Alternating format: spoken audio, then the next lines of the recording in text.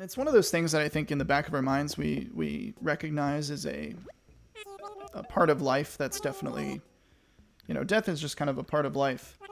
And it can be difficult to accept that. But I do think accepting it, or at least being conscious of that, can open up a lot of doors for you. And just knowing, like, yeah, it's the only part that's definite, for sure. Yeah, we know if you're alive, the only thing that you know that's going to happen for sure is that someday you won't be. That's the only thing you know for sure. I've noticed that I used to be very afraid of death and dying before. Oh, thanks, Kentish man. I used to be very afraid of death and dying before, but through reading meditations and like a lot of other Stoic writings, to just kind of more accept it and use it more as a tool. You can actually use the knowledge of that as a tool. So there's this really great app I downloaded called, and by the way, they're not sponsoring me or anything. It's just an app that I like, but it's called WeCroak. And it's just an app that like 5 times a day will randomly send you a notification that's like, hey, what are you doing right now? Because don't forget, you're going to die someday. And I've actually explained this app to a couple of my friends. And at first, or maybe even still, they're just like, I can't imagine why somebody would want to have an app on their phone that's just constantly reminding them that they're going to die. But I've actually found it so helpful. So like I'll be doing something. Brought to you by WeCroak. Yeah. Yeah, sponsor me, WeCroak.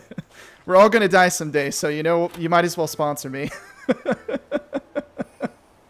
But I actually have found it so helpful because I'll be doing something, right? Like I'll be sitting on my phone just like scrolling through Instagram or something, not really doing anything productive or worthwhile, and then I'll get this notification that's like, hey, you're gonna die someday.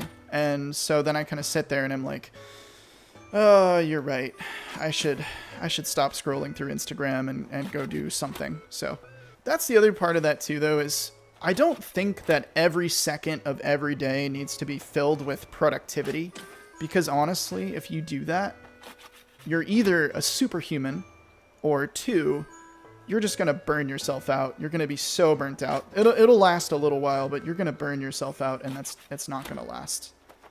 And so I'm not saying that you need to like be like, oh crap, I'm going to die. I need to be like making content or like, doing something with my life, but more just, is this really something I want to be doing right now? Like, is this really a good use of my time? Even if it just gets you up, to your point, if it just gets you up off your ass to like, I don't know, go stream, or in this case, Cyberpunk just came out recently and I've really been enjoying that.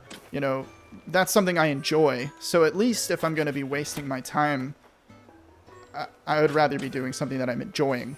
I get a lot more enjoyment out of playing Cyberpunk than I do looking at stupid pictures on Instagram.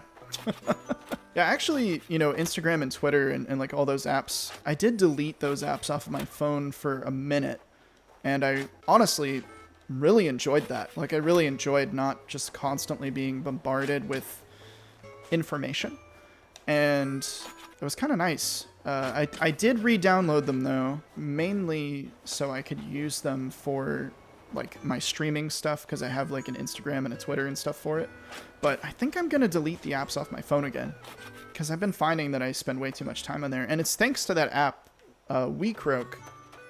I know it sounds weird to use like one app to solve an issue I have with another app, but it's thanks to that app, WeCroak, of like constantly reminding me like, hey, get the hell off your phone because you're going to die someday. It's thanks to that app that I've kind of noticed, like, yeah, I spend way too much time on that app. Oh, you use Reddit? Yeah. Yeah, I use Reddit a little bit.